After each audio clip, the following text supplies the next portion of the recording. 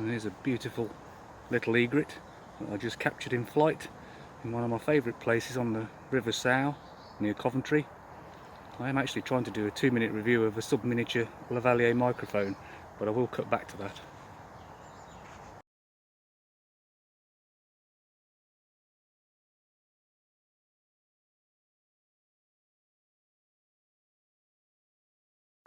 If you're interested, the egret photograph was taken with a Nikon D500 and a 200 to 500 lens. I don't normally use a teleconverter, but this has got a 1.4 times converter on because it's a beautifully bright day today, so the autofocus isn't suffering as much as it usually would, being as it is now at f8.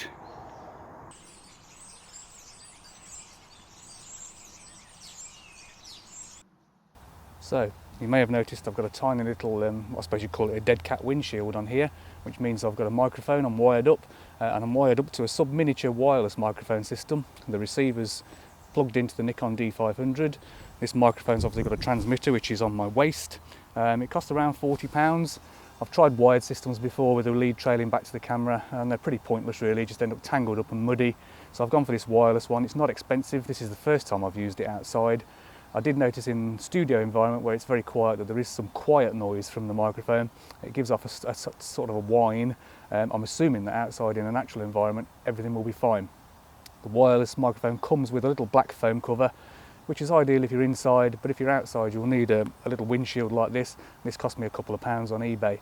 So hopefully this microphone will be just the job for outside, just doing quick 2-minute videos like the one I'm doing now. And hopefully this microphone's going to serve me for a long while. It is rechargeable.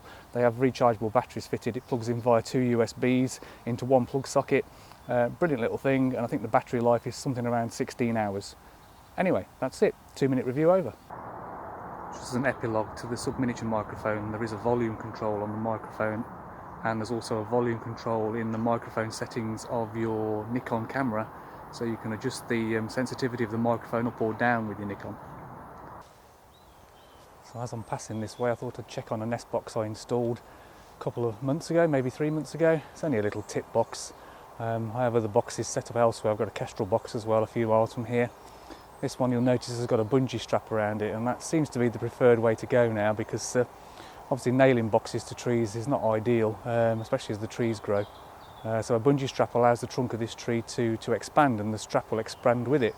It's a much better way to do it. I'm hoping that some tits or some other small birds occupy this box shortly, because we're now coming towards spring and their breeding season.